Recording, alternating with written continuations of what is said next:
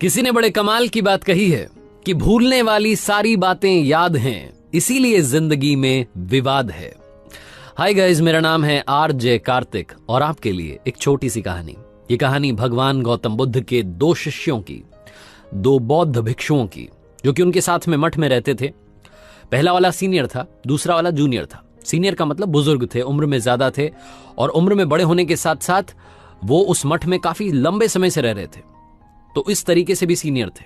जो दूसरा वाला था वो युवा भिक्षु था, उम्र में कम था, छोटा था। और दूसरी बात ये थी कि वो नया नया इस रास्ते पर चला था, नया नया सन्यासी बना था।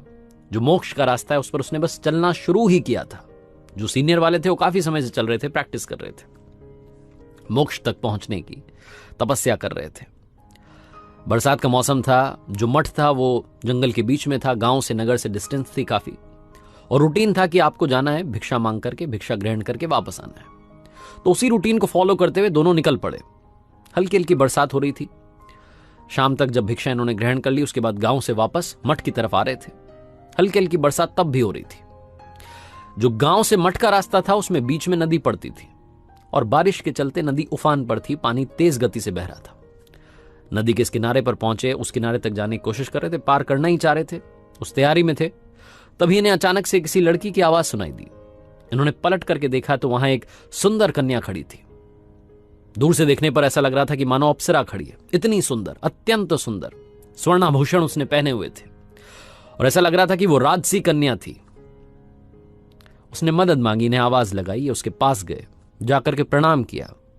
उस लड़की ने कहा कि मैं यहां के राजा की बेटी हूं, राजकुमारी हूं, जंगल में शिकार के लिए निकली थी, अपने सैनिकों से रास्ता उनसे बिछड़ गई हूं, रास्ता भी भटक गई हूं, परेशान हूं, मुझे अपने नगर जाना है, नगर का रास्ता उस तरफ है, नदी पार नहीं हो पा रही है। बहुत बार मैंने प्रयास कर लिया, 3-4 बार प्रयास किया, लेकिन मेरे पैर फिसल रहे। इन्होंने देखा तो नदी में चिकने चिकने पत्थर भी रखे हुए थे, जिन पर चलने की वजह से पैर फिसलने का डर था। इन्हें समझ में आ गया कि लड़की के सामने संकट बड़ा है, उसे अपने राजमहल तक वापस जाना है। उसने कहना शुरू किया वापस से कि मेरे पिताजी चिंता कर रहे होंगे, परेशान हो रहे होंगे, मुझे ढूंढने के लिए सैनिक भेज दिए होंगे, मेरी मदद कीजिए। वो बार बार मदद मांग रही थी। दोनों बौद्ध भिक्षुओं के सामने संकट बड़ा था, क्योंकि उनके गुरु महाराज ने, भगवान गौतम बुद्ध ने आदेश दिया था कि किसी भी नारी को स्पर्श नहीं करना है, छूना नहीं है। अब इस लड़की को रास्ता पार कराएं, नदी पार कराएं, तो कराएं कैसे? बुजुर्ग वाले ये सोच ही रहे थे, जो सीनियर थे। तभी जो जूनियर वाला था उसने उस लड़के को कंधे पर बैठाया और नदी पार करने लगा। कुछ मिनट्स के अंदर उसने नदी पार कर ली, लड़की को उस किनारे पर छोड़ दिया। लड़की अपने रास्ते नगर की तरफ चली गई। पीछे पीछे जो सीनियर वाले थे ये भी आ गए। ये दोनों बौद्ध भिक्षु चुपचाप शांत मन से अब चलने लगे मठ की तरफ। जूनियर वाला चुपचाप चल रहा था, लेकिन सीनियर वाले जो थे इनका मन शांत नहीं था। इन्हें गुस्सा आ रहा था इस जूनियर वाले पर, युवा भिक्षु पर, कि ये क्या हरकत करी है। जिसकी हम प्रैक्टिस करते आए हैं वो सारी गरिमा जिसने भंग कर दी। दूरी बना करके चल रहे थे, डिस्टेंस पर थे, बार बार पलट करके गुस्से में देख रहे थे।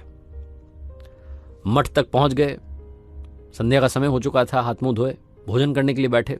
क्रोध में बुजुर्ग वाले ने भोजन भी कर लिया, और मन ही मन सोच रहे थे कि भगवान गौतम बुद्ध के पास जाऊंगा, इसकी शिकायत करूंगा, इसने आज सब कुछ भंग कर दिया, सारी तपस्या भंग कर दी, और उन्हें कहूंगा कि इन युवा भिक्षुओं को जगह मत दीजिए, ये लायक ही नहीं है, इनसे संयम बरता नहीं जाता। बहुत कुछ उनके मन में चल रहा था।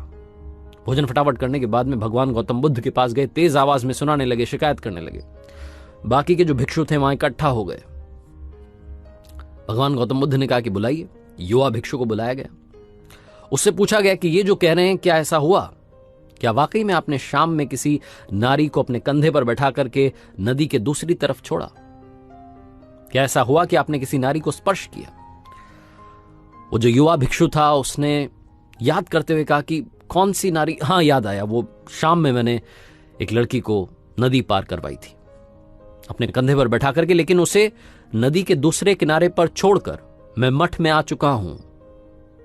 भगवान माफ कीजिएगा, लेकिन बुजुर्ग वाले जो हैं, जो मुझसे बड़े हैं, ये अभी भी उस लड़की को अपने कंधे पर बैठा करके घूम रहे हैं। जहां उस युवा भिक्षु ने कहा, भगवान गौतम बुद्ध मंद मंद मुस्कुरा दिए, और उन्होंने अपने शिष्यों से कहा, अपने शिष्यों को समझाना शुरू किया कि अगर आप वहीं भूतकाल में अटके रह जाएंगे तो जिंदगी में कभी आगे नहीं बढ़ पाएंगे। हमारे दोनों शिष्यों के सामने संकट बड़ा था, चुनौती बड़ी थी, लेकिन जो युवा भिक्षु है इन्होंने अपनी जिम्मेदारी भी निभाई जो कि इन्हें निभानी चाहिए थी, किसी की मदद करनी चाहिए थी और गरिमा का ख्याल भी रखा। उस लड़की को उस नदी के दूसरे किनारे पर छोड़ने के बाद वो घटना भूल चुके हैं, भूल गए हैं कि किसी नारी को इन्होंने स्पर्श भी किया था, किसी का स्पर्श भी नहीं हुआ था। इनके मस्तिष्क में भी अब वो स्पर्श नहीं है। और जो दूसरे वाले हैं जिन्होंने नारी को छुआ तक नहीं, दूर से सारी घटना देख रहे थे, वो अभी भी उस नारी को अपने कंधे पर रख करके चल रहे हैं। कहानी बहुत छोटी है लेकिन हमें सिखाती है कि पास्ट से कैसे बाहर निकला जाए। हम में से बहुत सारे लोग पुरानी बातों को याद कर करके परेशान हुए जाते हैं और उसी की वजह से अपनी जिंदगी में अपनी सेहत को आधी कर लेते हैं, अपने सुख को आधा कर लेते हैं, खुश होना ही नहीं चाहते क्योंकि हम पुरानी बातों में उलझे हुए हैं। मैंने शुरू में कहा कि भूलने वाली सारी बातें याद हैं, इसीलिए जिंदगी में सारा विवाद है। अगर आप भूलने वाली बातों को याद करते रहेंगे तो जिंदगी बर्बाद होती चली जाएगी। पास्ट से बाहर निकलिए, आज में जीना शुरू कीजिए और कल की तैयारी करना शुरू कीजिए। जीना इसी का नाम है। आरजे कार्तिक बस यही कहेगा जो हमेशा कहता है, ऊपर वाले के आशीर्वाद के साथ, अपनी सच्ची मेहनत के साथ और अपनी फैमिली के प्यार के साथ कर दिखाओ कुछ ऐसा कि दुनिया करना चाहे आपके जैसा। याद रखिए, हर सोमवार सुबह 9:30 बजे मेरे सोशल मीडिया हैंडल्स पर देखिए एक नई कहानी।